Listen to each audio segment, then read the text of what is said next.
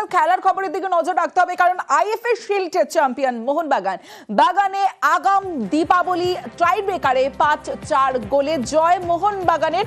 IFA shield champion Mohun Bagan বাগানে আগাম দীপাবলি টাই ব্রেকারে 5-4 গোলে জয় মোহনবাগানের। হাড্ডাহাড্ডি খেলা। ইরন রায়বর্মন রয়েছে আমার সঙ্গে। ইরন, পুরো বিস্তারিত জানাবে কেমন হলো আজকের এই হাড্ডাহাড্ডি লড়াই। Iron, 125তম IFA shield champion Mohun Bagan তাদের চিরপ্রতিদ্বন্দ্বী ইস্ট বেঙ্গল ক্লাবকে টাই ব্রেকারে 5-4 গোলে হারিয়ে তারা চ্যাম্পিয়ন হলো।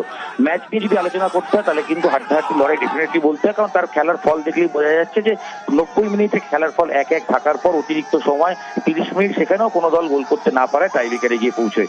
খেলার শুরুতেই কিন্তু দুটো দলই তাদের ডিফেন্স সামলে আক্রমণে যাওয়ার চেষ্টা করছিলেন, কারণ যেহেতু মাস্টারিং ম্যাচ বা ফাইনাল ম্যাচ, সেক্ষেত্রে নিজেদের রক্ষণ সামলে আক্রমণে যাওয়া, সেক্ষেত্রে ট্যাকটিক্যাল লড়াই দুই কোচের মলিনা এবং অস্কার বুজোর ট্যাকটিক্যাল লড়াই কিন্তু বারবার চোখে পড়ছিল। তাই ছন্দময় ফুটবলের থেকে অনেক বেশি পজিশন গেম দেখা যায়। তো তার মধ্যে থেকে মোহনবাগান পেনাল্টি, কিন্তু সেই পেনাল্টি কামিন্সের মিস, যদিও তার কয়েক মিনিটের মধ্যেই হামিদ ইস্ট বেঙ্গলকে গোল করে এগিয়ে দেয়। কিন্তু খেলার প্রথমার্ধ শেষ হওয়ার অতিরিক্ত সময় আবুইয়ার দূরপাল্লার শট, সেটা গোলকিপার গিলকে বিট করে গোলে পৌঁছে যায় এবং সেই গোল 1-1 হওয়ার পর দ্বিতীয় হাফে কোনো দলই, সেকেন্ড হাফে কোনো দলই কিন্তু সেভাবে আক্রমণাত্মক ফুটবল খেলার চেষ্টা করেনি। যদিও ইস্ট বেঙ্গলের নতুন বিদেশি হিরোসি, তার উপর প্রত্যাশা অনেকের ছিল, কিন্তু তিনি যদি প্রথম ম্যাচ ধরি সেক্ষেত্রে তিনি কিন্তু মার্কও পাবেন না বলে নিশ্চিত বলা যায়। তবে মোহনবাগান ট্যাকটিক্যাল লড়াই, মোহনবাগানের ধারে ধারে অনেক শক্তিশালী দল, তারা কিন্তু তাদের পেট্রাসের মতো ফুটবলারকে অতিরিক্ত সময় নামান এবং ম্যাচে পজিশন বজায় রেখে কোনো পক্ষই যখন গোল করতে যাচ্ছে না, খেলা যখন অতিরিক্ত সময় পৌঁছে, তখন ইস্ট বেঙ্গল একটা তার মাস্টার স্ট্রোক দেওয়ার চেষ্টা করে। দেবজিৎ মজুমদার, যাকে কলকাতা ময়দান সেফজিৎ নামে চেনে, কারণ অতীতে বিভিন্ন টুর্নামেন্টে টাই ব্রেকারে তিনি তার দলকে জিতিয়েছেন, তাকে নামানো হয়। যদিও ম্যাচে তিনি কোনো কিছুই করতে পারেননি, টাই ব্রেকারে কোনো শটই সেভ করতে পারেননি। আর ইস্ট বেঙ্গলের জয় গুপ্তার শট মোহনবাগান গোলকিপার বিশাল কাইত তিনি সেভ করেন, যার ফলে খেলার 5-4 গোলে চ্যাম্পিয়ন হয় মোহনবাগান। এবং শুধু চ্যাম্পিয়ন নয়, 2002 সালের পর, 2002-এর পর 2025, অর্থাৎ টানা 22 বছর পর শিল্ড চ্যাম্পিয়ন হলো। কিন্তু মধ্যখানে অনেক বছর শিল্ড হয়নি ঠিকই, কিন্তু তারপরও দীর্ঘ 20-22 বছর পর তারপরে শিল্ড চ্যাম্পিয়ন মোহনবাগান। এবং শুধু তাই নয়, মোহনবাগান এ নিয়ে 21 বার আইএফএ শিল্ড চ্যাম্পিয়ন হলো। সামনেই সুপার কাপ শুরু হচ্ছে, তার আগে অবশ্যই মোহনবাগানের জন্য এই জয় বাড়তি মোটিভেশন। এবং মরসুমের প্রথম ট্রফি এসলো মোহনবাগানের। অন্যদিকে ইস্ট বেঙ্গল, তারা ডুরান্ড কাপে মোহনবাগানকে হারালো, সেবারও ডুরান্ড চ্যাম্পিয়ন হতে পারেননি। তারপর কিন্তু আবার আইএফএ শিল্ড, সেখানেও কিন্তু মোহনবাগানের কাছে ফাইনালে হেরে এইবারও এখনো পর্যন্ত ট্রফি অজারাই থাকতে হলো। যদিও তারা কলকাতা লিগ জিতেছেন, কিন্তু সামনে সুপার কাপ। তবে ইস্ট বেঙ্গল মোহনবাগানের যে ডার্বি আইএফএ শিল্ড, তাতে নিঃসন্দেহে উন্মাদনা যতটা থাকার নিশ্চয়ই ছিল, কিন্তু তবে যেটা ক্রীড়ামন্ত্রী বারবার বলছিলেন বা যারা এসেছিলেন তারাও বলছিলেন যে দর্শকের হয়তো কম উপস্থিতি, তবে দীপাবলির আগে মোহনবাগানের এই জয় ডেফিনেটলি অতিরিক্ত আত্মবিশ্বাস যোগাবে নিঃসন্দেহে বলা যায়। এবং সমর্থকরা তারা আজকে বেশ। ইরন,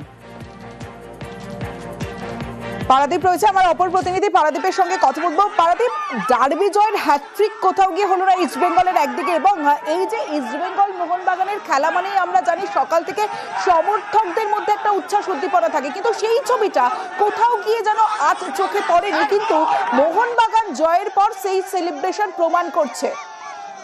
একদম, দেখো, প্রথমে যেটা বলতে হয় যে মোহনবাগান সদস্য সমর্থকরা তারা কিন্তু কোথাও গিয়ে আজকের ডার্বিতে তারা গ্যালারিতে থাকবেন কিনা সে নিয়ে সংশয় ছিলেন। তুমি জানো যে এএফসি কাপে মোহনবাগানের খেলা না খেলা নিয়ে মোহনবাগানের ম্যানেজমেন্টের উপরে চারপড়ায় ক্ষুব্ধ ছিলেন মোহনবাগান সদস্য সমর্থকরা, এবং সেই জায়গা থেকে আজকের ডার্বিতে তাদের হাজিরা ছিল তুলনামূলক কম। কিন্তু ম্যাচ যত গড়িয়েছে তত কিন্তু যুবভারতীতে গ্যালারিতে মোহনবাগান সদস্য সমর্থকদের হাজিরা বহরে বেড়েছে। এবং ম্যাচ শেষে এই যে ম্যানেজমেন্টের উপর ক্ষোভ, হতাশা যেটা ছিল, সেটা কিন্তু একদম গোলে জল বলা যেতে পারে যে মোহনবাগান সমর্থকদের গলায় তখন আবারও জয় মোহনবাগান সেই স্লোগান ফেলেছে। একদিকে যেমন ম্যাচ যখন শুরু হয়েছিল তখন কোনো টিফো বা ব্যানার মোহনবাগান গ্যালারিতে, যেটা অন্য ডার্বিতে আমরা দেখতে পাই, সেরকম কোনো টিফো বা ব্যানার এই প্রতিবাদ স্বরূপ মোহনবাগান সদস্য সমর্থকরা রাখেননি। কিন্তু ম্যাচে জয়ের পরে, শিল্ড জয়ের পরে কিন্তু সব ক্ষোভ, হতাশা যেগুলো ছিল সেগুলো ধুয়ে মুছে সব মোহনবাগানে বলা যেতে পারে দিওয়ালির আগে আগাম আলোর উৎসব শুরু হয়ে গেল। এবং একদিকে যেমন যুবভারতী এবং সবুজ, সেটাই এখন আমরা বলছি,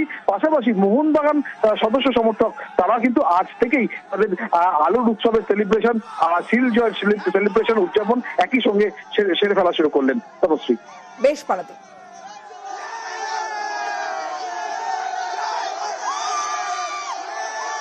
ওরা অনেক উড়েছিল, ওদের নামিয়ে দিলাম শিল্ড জিতে। দেখিয়ে দেবো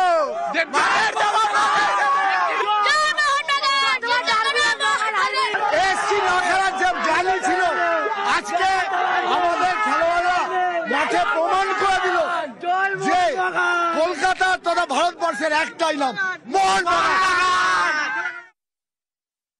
মোহনবাগান একটা পরিবার। এই পরিবারে কখনো কখনো কোনো ব্যাপারে মনোমালিন্য হতে পারে, কিন্তু সবচেয়ে বড় হচ্ছে সাফল্য, যেটা প্রত্যেকে চায়, ম্যানেজমেন্ট থেকে, প্লেয়ার থেকে, কোচ থেকে, সমর্থক, এবং সমর্থকরা হচ্ছে সবার ওপরে। তাদের আজকে যেভাবে তারা সাপোর্ট করেছে, যেভাবে সমর্থন করেছে, সাফল্যের পেছনে তাদের বড় ভূমিকা পালন করেছে। তাদেরকে আমি ধন্যবাদ দেবো।